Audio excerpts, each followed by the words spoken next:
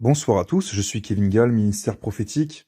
Nous sommes le 27 janvier 2020, il est 23 heures, et je voulais faire une vidéo sur le thème du livre de vie, ou encore du livre de l'agneau. C'est un livre qui est au ciel, la Bible en parle, et il faut que les chrétiens comprennent bien ce que la Bible dit à ce sujet, qui n'est pas du tout ce qu'on peut entendre dans les églises, et je vais vous montrer comment le diable travaille en s'attaquant à la doctrine, à la saine doctrine concernant le livre de vie. Si vous avez écouté les précédentes vidéos, vous savez que nous sommes dans un processus d'exhortation, d'avertissement concernant la sanctification, mais également concernant la mise en lumière des activités ténébreuses, démoniaques, sataniques, comment le diable travaille par des esprits de mensonge, de séduction, des fables, des esprits trompeurs, qui égare les mal-affermis dans le Seigneur et qui les pousse à à faire le mal, mais surtout à blasphémer et à blasphémer contre le Saint-Esprit, ce qui est le but des esprits de mensonge. Les esprits de mensonge, ils travaillent avec le mensonge, mais le but, c'est pas le mensonge. Le but, c'est d'emmener plus loin les mal-affermis, les égarés, et tous ceux qui sont sous l'empire du diable, c'est de les amener plus loin dans le péché, c'est de les amener dans la révolte, dans la rébellion et dans le blasphème contre Dieu et contre le Saint-Esprit, ce qui devient impardonnable devant Dieu. Et je fais ces vidéos pour vous avertir, vous exhorter, parce que Dieu me met à cœur de vous révéler ces choses, de vous montrer ces choses, et de vous avertir de manière à ce que vous fuyiez ces choses que je vais vous montrer, que je vais vous expliquer. Alors revenons sur le livre de vie. La Bible dit clairement qu'il y a dans le ciel un livre qu'on appelle le livre de vie, et dans ce livre, il y a les noms des élus, les noms de tous ceux qui sont appelés à la vie éternelle, pour régner avec Dieu le Père, le Fils, pour l'éternité. Mais ce qui est intéressant, c'est que ce livre, il a été fait, il a été rempli, il a été clairement constitué, écrit avec des noms avant la fondation du monde. Ce qui veut dire que Dieu connaît à l'avance et il sait à l'avance qui sera sauvé, qui ira avec lui pour l'éternité. Non seulement il le sait, mais il fait tout concourir sur la terre pour la manifestation de l'accomplissement de sa volonté, de manière à ce que les élus soient sauvés. C'est la fameuse doctrine de la prédestination, ce qui est vrai, ce qui est juste. Donc, ce qu'il faut comprendre, si vous avez suivi ce que je vous ai expliqué, c'est qu'il ne s'agit pas de noms qui s'inscrivent dans le livre de vie au fur et à mesure qu'il y a des conversions sur la terre, mais ces noms ont été déjà inscrits avant la conception et la fondation du monde, et qu'au fil des générations et au fil des siècles, les personnes naissent, puis elles naissent de nouveau, et ainsi s'accomplit, on va dire, la prophétie de Dieu concernant le livre de vie. Leurs noms étaient déjà inscrits dans le livre de vie avant qu'ils viennent sur terre. Donc, ce ne sont pas des noms qui se rajoutent, ils étaient déjà inscrits, dès le commencement. Alors, j'aimerais vous quand même appuyer ce que je dis par les Écritures. On va dans Apocalypse, chapitre 20, verset 11. Je vais quand même lire assez rapidement.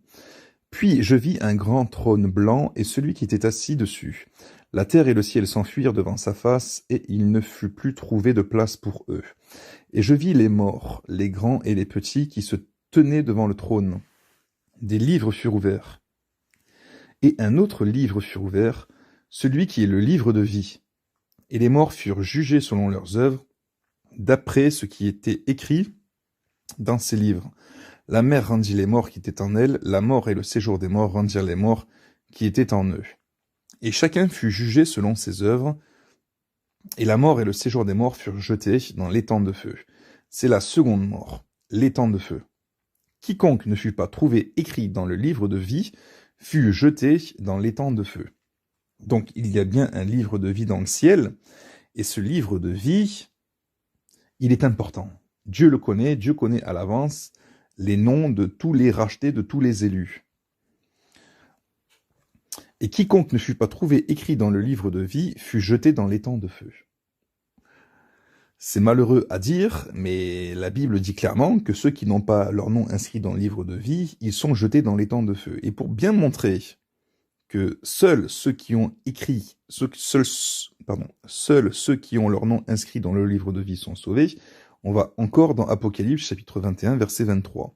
La ville n'a besoin ni du soleil, ni de la lune pour l'éclairer, car la gloire de Dieu l'éclaire.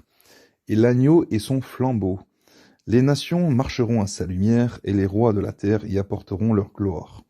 Ses portes ne se fermeront point le jour, car là, il n'y aura point de nuit. On y apportera la gloire et l'honneur des nations, il n'entrera chez elles rien de souillé, ni personne qui se livre à l'abomination et au mensonge. On parle ici de la Jérusalem céleste. Apocalypse chapitre 21. Il n'entrera que ceux qui sont écrits dans le livre de vie de l'agneau. L'agneau, c'est Jésus-Christ. Alors, ce qui est intéressant, c'est Apocalypse chapitre 13, verset 8. Il est question de la bête, du faux prophète, de l'antéchrist et du faux prophète qui vont séduire les habitants de la terre. Et le verset 8, il est écrit « Et tous les habitants de la terre l'adoreront, ceux dont le nom n'a pas été écrit dès la fondation du monde dans le livre de vie de l'agneau qui a été immolé. » Donc, ceux dont le nom qui n'a pas été écrit dès la fondation du monde dans le livre de vie de l'agneau qui a été immolé seront séduits, ils se tourneront vers l'Antichrist et l'adoreront et le serviront. Ça, c'est quelque chose qu'il faut comprendre.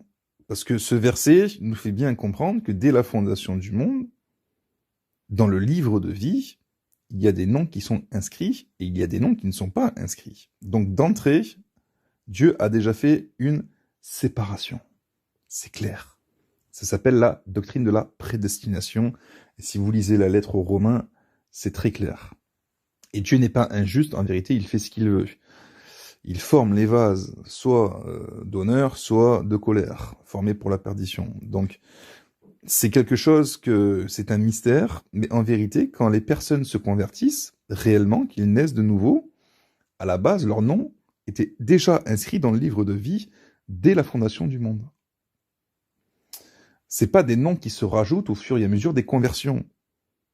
C'est là qu'on voit la grandeur et la puissance de Dieu, ou encore ce qu'on appelle l'élection de la grâce.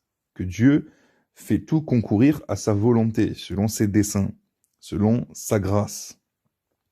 Et que l'élection de la grâce, donc l'appel et le salut, à la base, c'est vrai, ça dépend pas de l'homme, ça dépend de Dieu. Vous voyez par exemple ici dans Daniel chapitre 12 verset 1, « En ce temps-là se lèvera Michaël, le grand chef, le défenseur des enfants de ton peuple, du peuple juif. Et ce sera une époque de détresse telle qu'il n'y en aura point eu de semblable depuis que les nations existent jusqu'à cette époque. » C'est une prophétie concernant la fin des temps qui a été confirmée par Matthieu chapitre 24. Jésus a expliqué. « En ce temps-là, ceux de ton peuple qui seront trouvés inscrits dans le livre seront sauvés. » Donc, ça ne dépend pas de celui qui veut, ni de celui qui court, ni de celui qui cherche à être sauvé. Ça dépend simplement de l'élection de la grâce. Si vous êtes élu, vous êtes appelé à la nouvelle naissance, vous êtes appelé à rentrer au ciel, mais on va voir que ça ne veut pas dire que vous allez forcément rentrer au ciel. Ce n'est pas parce que votre nom est inscrit dans le livre de vie dès la fondation du monde que vous allez quand même réussir à rentrer au ciel, puisqu'on a vu, et on va le voir encore, que des noms peuvent s'effacer. Et oui, vous pouvez très bien être appelé à la vie éternelle avant même que vous soyez né, ça ne veut pas dire que vous allez hériter quand même la vie éternelle, puisque votre nom peut être effacé. Même si vous avez été prédestiné dès le départ, vous pouvez être déchu de la grâce de Dieu, vous pouvez être retiré du livre de vie. Exode 32, 33, l'Éternel dit à Moïse, « C'est celui qui a péché contre moi que j'effacerai de mon livre. » C'est très clair.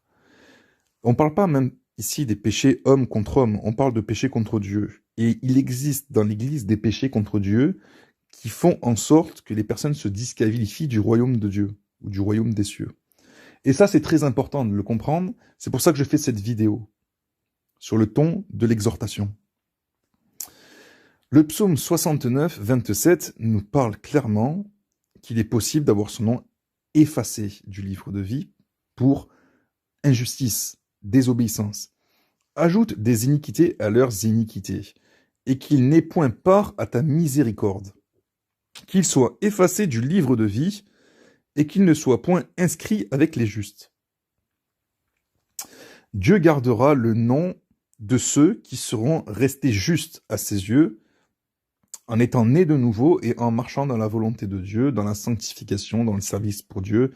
Tous ceux qui auront gardé leur robe blanche continueront d'avoir leur nom inscrit dans le livre de vie, il ne sera pas effacé.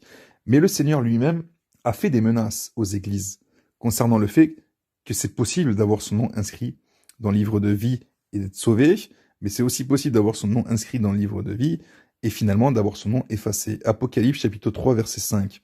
Celui qui vaincra, vous voyez que c'est conditionnel, celui qui vaincra quoi? Qui vaincra le péché, qui vaincra le diable, qui persévérera en tant que victorieux. Celui qui vaincra sera revêtu ainsi de vêtements blancs. Je n'effacerai point son nom du livre de vie, et je confesserai son nom devant mon Père et devant ses anges. Donc, vous avez ici une promesse liée à l'obéissance. Celui qui vaincra sera vêtu de vêtements blancs, je n'effacerai point son nom du livre de vie. Autrement dit, celui qui tombera, celui qui ne vaincra pas, celui qui abandonnera la foi, eh ben, il ne sera pas vêtu de vêtements blancs, ce sera terminé pour lui. Son nom sera effacé du livre de vie. Et son nom ne sera pas confessé devant le Père et devant les anges. Souvenez-vous du Seigneur qui a dit « Celui qui me confessera devant les hommes, je le confesserai devant mon Père et devant les anges qui sont dans les cieux. Mais celui qui me reniera devant les hommes, je le renierai aussi devant mon Père et devant les anges qui sont dans les cieux. » Donc c'est possible d'être né de nouveau, d'appartenir au Seigneur, mais pendant une tribulation, pendant une épreuve, pendant le fait de votre, par exemple, vous êtes emmené en captivité, et ce sera comme ça à la fin des temps, au temps de l'Antéchrist, quand il y aura de la captivité, quand vous serez amené, et peut-être que j'y serai également, si c'est cette génération, qu'on sera amené au feu ou à la guillotine, et qu'on sera conduit à devoir renoncer au nom du Seigneur, à renier le nom du Seigneur, il ne faudra pas renier le nom du Seigneur. Il faudra confesser le nom du Seigneur et mourir en martyr. Autrement, on perd quoi? On perd la promesse du salut. C'est clair. Donc, c'est quelque chose que je voulais que vous sachiez, que vous compreniez. Parce que 99% des églises vous disent au moment des baptêmes d'eau, ça y est, son nom vient d'être inscrit dans le livre de vie, tout le monde est content, les anges sont contents, etc., etc. Alors que c'est faux. Le nom était déjà inscrit dans le livre de vie de la personne qui vient de naître de nouveau. Sauf qu'il y a accomplissement des prophéties. Chaque élu né sur la terre, selon le temps de Dieu, selon le dessein de Dieu, chacun doit naître à une époque particulière, chacun des élus doit naître à une époque particulière, et la conversion se fait à un temps fixé. C'est vrai. Même s'il y a le rôle de l'homme dans son libre arbitre, dans son choix de recevoir le Seigneur, parce qu'il y a aussi des appels qui sont lancés, mais les personnes ne rentrent pas forcément dans leur appel également, ce qui est terrible aussi, pour incrédulité et désobéissance. Il faut le savoir également, ça. Ce n'est pas parce que vous êtes appelé et prédestiné à la vie éternelle que vous rentrez forcément dans votre appel. Ça dépend également du libre arbitre, du choix. Il y en a qui ne sont pas rentrés dans leur appel, je vous signale. Il y en a qui avaient un appel pour tel ministère, telle mission, faire telle chose, etc. sur la terre, pour le service pour Dieu, mais par incrédulité, ou parce qu'ils sont tombés, ou par désobéissance, ils ne sont pas rentrés dans leur appel, soit complètement, soit pas du tout. Et c'est pour ça que l'apôtre Paul a écrit que pour que les gens croient, il faut qu'il y ait des prédicateurs qui soient envoyés également. Donc c'est ça qui est important. Ce que je voulais vous montrer, vous expliquer, c'est que les noms peuvent être effacés, et ça, le diable le cache. Le diable le cache. Le diable utilise des enseignants qui sont vraiment très légers avec Dieu, qui connaissent mal Dieu, et qui ignorent même tout de Dieu, et qui sont même envoyés par Satan volontairement, et qui se déguisent en apôtres de Christ ou en enseignants de Christ, alors qu'en vérité, ils sont envoyés, ils sont missionnés pour perdre les chrétiens.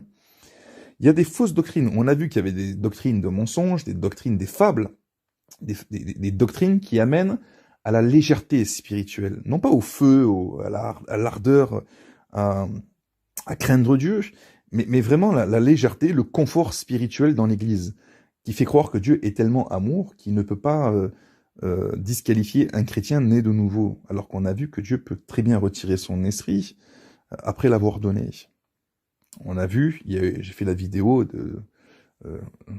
déchu de la grâce, mais voilà, c'est dans toute la Bible en vérité, dans toute la Bible, vous avez des appelés qui étaient prédestinés, qui ont été appelés, à qui, comme il dit Paul, qui avaient reçu les promesses de l'Alliance, qui avaient reçu les oracles, qui avaient reçu beaucoup de choses, et ils ont perdu toutes ces choses.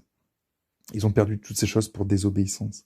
Et là, par exemple, aujourd'hui, je suis tombé sur un post d'une personne qui s'appelle Shin Pen, qui est forcément un jeune converti, et qui avait publié ça sur son mur Facebook. Alors, je suis obligé de vous montrer des passages de Facebook, de ce qui se fait, parce que c'est ce qui se fait. Vous avez des chrétiens dans les réseaux sociaux, et vous avez ce qu'on appelle l'Église dans les réseaux sociaux aussi, c'est-à-dire des chrétiens, des pierres vivantes, qui cherchent à exhorter, à enseigner, à faire des choses pour le Seigneur dans les réseaux sociaux.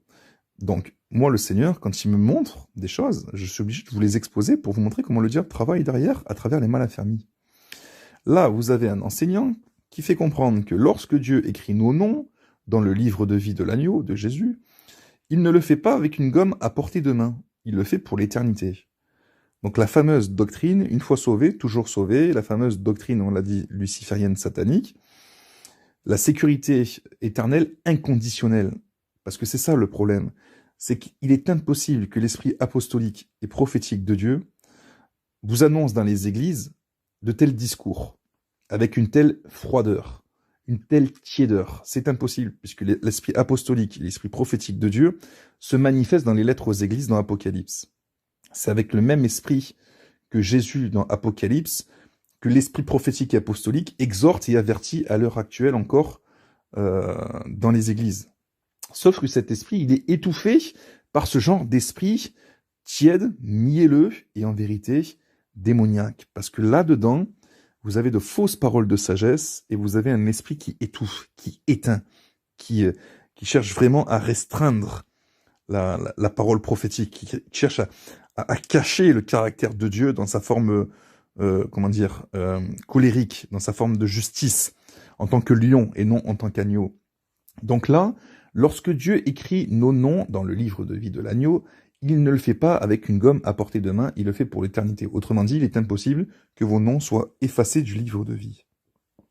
Il va prêcher de cette manière, mais dans le monde spirituel, il existe des esprits de mensonge, je le répète, des démons. Et ces personnes sont attachées à des démons. Quand Dieu m'a appelé dans le ministère du discernement, et nous sommes dans le discernement pour crier les choses, pour que les chrétiens puissent sortir des pièges du diable, j'avais vu une queue-leu-leu de pasteurs prêcher à côté de mon lit et se transformer en démons les uns après les autres. Et on voyait tout à fait ce genre, j'entendais tout à fait ce genre de discours mielleux qui n'est pas du tout conforme à la vérité, mais surtout à l'esprit de Dieu. Parce que là où ils sont forts, les esprits de mensonge, c'est qu'ils vont vous prendre des passages bibliques, et vous allez dire, mais c'est la parole de Dieu. Mais en vérité, l'esprit par lequel ils prêchent et l'esprit par lequel ils exhortent n'est pas de Dieu, il est menteur. Et ça, il faut être capable de discerner. Là, c'est pour ça qu'il faut demander le discernement des esprits à la fin des temps, c'est très important. C'est très important. Alors, comme on était dans l'étude, les exhortations dans les vidéos précédentes sur les esprits de mensonge et que je vous ai exposé comment il égarait les mauvais convertis qui se tournaient vers des foules de faux docteurs comme celui-là, comment est-ce qu'il les entraînait à se rebeller ensuite contre l'esprit de vérité, contre l'esprit prophétique de Dieu, contre ceux qui annoncent la vérité. Eh bien, ce même personnage-là, Shin Pen, il m'a écrit en privé, et qu'est-ce qu'il fait? Il confirme ce que je vous dis dans les vidéos précédentes, et ça date d'aujourd'hui, ça. Voyez comment l'esprit de mensonge, comment Satan travaille une fois qu'il a une emprise sur eux pour les soumettre à sa volonté, comme c'est écrit. Faux missionnaire, Dieu te rendra toute la méchanceté que tu as donnée. Quelle méchanceté? Je suis en train de vous exposer les œuvres des ténèbres et de vous montrer que oui, vous pouvez avoir votre nom effacé du livre de vie pour désobéissance. Mais comme il est jeune converti, et comme le diable a plus de facilité à prendre les nouveaux convertis parce il n'y a pas de consistance, il n'y a pas de connaissance, donc forcément il les manipule comme il veut. Et il les envoie contre qui? Contre ceux qui savent et qui exhortent. Arrête de faire semblant d'aimer Jésus, d'accord? Toi, ton père, c'est Lucifer. Prends garde à toi. Alors, comme on était sur le thème des blasphèmes, je suis en train de vous exposer comment le diable travaille, comment il manipule les jeunes convertis et les pousse in fine au blasphème que Dieu dit que c'est impardonnable. Et c'est pour ça que je fais ces vidéos et que des fois je le fais sur le ton de l'emballement, avec empressement, avec insistance, avec colère des fois, mais une sainte colère. Toi, ton père, c'est Lucifer. Prends garde à toi. Ce jeune homme ne sait pas ce qu'il fait, exactement comme les pharisiens ne savaient pas ce qu'ils faisaient quand ils disaient de Jésus qu'il avait pour père Béelzébul et qu'il chassait les démons par le prince des démons. Et elle est là, parce que le diable, pourquoi est-ce qu'il m'envoie ça, en fait? Pourquoi est-ce qu'il m'envoie ce jeune homme-là qui sait pas ce qu'il fait? Il cherche à me faire culpabiliser, mais il sait très bien qu'il peut pas arriver à me faire culpabiliser. Ça fait longtemps qu'il il arrive pas, c'est pas ça. Dieu permet ça pour que je puisse vous montrer comment le diable travaille. Vous voyez? De manière à ce que vous soyez avertis. Et comme je l'ai dit dans la vidéo concernant André Sayoun, qui lui aussi, parce qu'en vérité, ce jeune-là, Shin Pen, est un adepte de André Sayoun qui s'était détourné de la foi. On a expliqué que Satan l'a emporté, c'est horrible. Et vraiment, on voit comment Satan est en train de lever beaucoup de gens qui croient qu'on ne peut pas perdre son salut et qui se mettent à taper sur ceux qui disent la vérité, ce qui est normal, c'est le rôle du diable. Mais il faut faire attention de ne pas se laisser entraîner, comme a dit Pierre, dans l'égarement des impies, pour ne pas déchoir de la grâce. Parce que ce genre de péché, moi je pardonne, il n'y a pas de souci. Je sais qu'on n'a pas à faire on n'a pas lutté contre la chair et le sang, mais contre le diable. Mais quand on en vient à entendre, toi, ton père, c'est Lucifer, aux yeux du ciel, et ça revient à la vision que j'avais reçue, je sais plus, hier soir ou avant-hier soir quand j'étais en méditation, c'est Dieu qui claque la porte. Dieu qui claque la porte. Il la ferme en claquant la porte. Ça veut dire il tourne le dos. Ça veut dire que ce genre de phrase-là, je peux pas dire, comme je l'ai dit dans ma vidéo déchu de la grâce, je peux pas dire que ce jeune homme sera pardonné par Dieu. Je peux pas le dire. Je peux pas l'affirmer. Et au contraire, tout pousse dans la Bible à dire qu'on est ici en présence du blasphème contre le Saint-Esprit, parce que lui, il m'attaque de cette manière, alors que je suis en train d'expliquer la vérité, que je suis en train d'exposer les œuvres des ténèbres dans le but de sauver, avec l'assistance du Saint-Esprit. Vous voyez ce que je veux dire? Donc, le diable appelle la lumière les ténèbres la lumière. Vous voyez ce que je veux dire? Il appelle les ministères prophétiques, il en fait il crie sur les toits que c'est des pharisiens. Alors qu'on n'est pas des pharisiens. Vous voyez ce que je veux dire? Donc, soyez avertis. Et soyez exercés à ce discernement.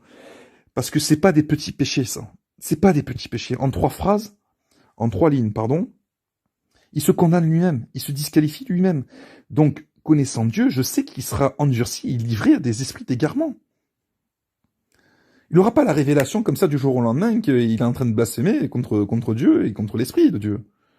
Ça viendra pas comme ça. Et même si il a la révélation, si Dieu permet qu'il ait la révélation, ça veut pas dire que Dieu va lui pardonner. Hein. Donc les gens font ils font ces choses-là, ils se laissent entraîner, et c'est devenu une mode à la fin des temps. Donc, sur les réseaux sociaux, c'est très dangereux. Ne cliquez pas sur j'aime, et ne rentrez pas dans ce genre d'œuvre. Hein. Ne rentrez pas dans ce genre d'œuvre.